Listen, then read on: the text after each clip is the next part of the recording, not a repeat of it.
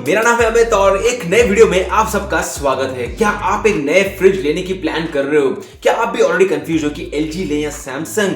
Convertible fridge सही होगा या नहीं? फ्रीजर नीचे होना या ऊपर? और सबसे बड़ा सवाल, क्या 5 स्टार फ्रिज लेना एक्चुअली वर्थ है? वेल, आज का ये जो वीडियो है ना, ये उन्हीं कंफ्यूजन को सॉल्व करने के लिए मैंने बनाया है। मैं आज आपको बताने वाला हूं कि उन 5 सबसे इंपॉर्टेंट चीजों के बारे में जो आपको एक रेफ्रिजरेटर लेने के वक्त जरूर समझनी चाहिए। और हाँ, ये वीडियो स्पॉन्सर्ड बिल्कुल नहीं है, कोई ब्रांड की तरफ से कोई पुश नहीं है। मैं सिर्फ वही बातें करूंगा जो रियल है, जो आप लोगों के लिए यूजफुल रहेगी।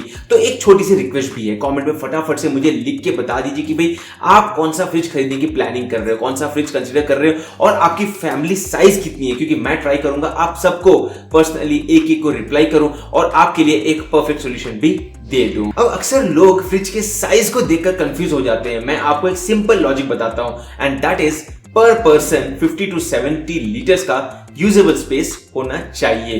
तो अगर आपके घर में 4 फैमिली मेंबर्स हो तो आपको मिनिमम 250 से 300 लीटर का फ्रिज लेना ही है।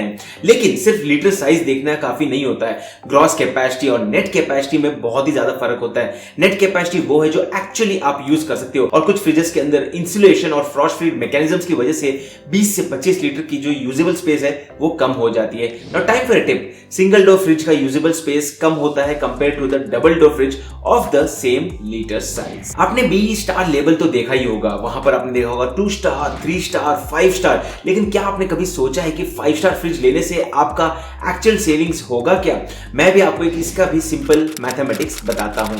वेल, एक 300 लीटर का 3 स्टार फ्रिज अगर आप देखोगे तो 300 यूनिट्स का कंजप्शन करता है पावर का पर ईयर, और वहीं पर सेम साइज का 5 स्टार इन्वर्टर मॉडल रहेगा, वो करेगा 180 यूनिट्स का। तो लेट्स से करंट का कॉस्ट है, इलेक्ट्रिसिटी कॉस्ट है 7 रुपए पर यूनिट, तो आपको हर साल 840 रुपए का सेविंग्स हो जाएगा। तो 10 साल में करीब 8000 से 10,000 रुपए का, and that is a good amount of money. So अगर आप अपफ्रंट 2-3 हजार रुपए एक्स्ट्रा भी दे रहे हो ना गाइस, जब आप फ्रिज खरीद रहे हो इन स्टार लेवल के लिए, 5 स्टार के लिए, तो वो भी आप 3 से 4 साल के अंदर ही वसूल कर लोगे, रिकवर कर लोगे। सो ज्यादा स्टार लेवल का फ्रिज हमेशा आपके लिए एक बेटर ऑप्शन रहेगा। सो टाइम फॉर मिथ बस्टर।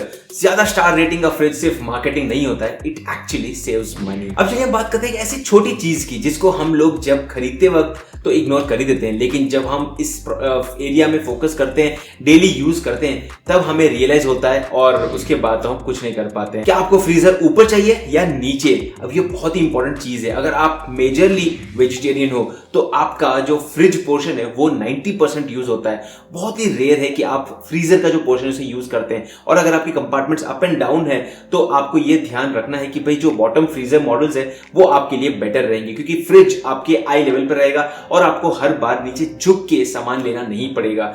और वहीं पर अगर आप एक नॉनवेज हो तो जहां पर आपका ज्यादा फ्रोजन फूड्स रहेंगे, रेगुलरली आप स्टोर करते हो, तब आपके लिए फ्रीजर मॉडल ज्यादा कन्वीनियंट हो सकता है। और again this is more just to give you an example, ये नहीं कि भाई ये आप क्यों सजेस्ट कर रहे हो, just think about it practically. और एक इंपॉर्टेंट बात, वेज बॉक्स की साइज, बॉटल शेल्फ की जो प्लेसिंग है, कन्वर्टेबल मोड है या नहीं, ये सब अंदर के लेआउट पे भी फोकस कीजिए। सिर्फ लीटर मत देखिए, शोरूम में जाके ये मत देखिए कि दिखने में बहुत ही ब्यूटीफुल दिख रहा है फ्रिज, भाई इसके ऊपर तो फूल लगे हुए हैं, कांटे नहीं है और बहुत ही अच्छा दिख रहा है, रेड कलर मुझे बहुत पसंद है, मैं खरीद लेता हूं।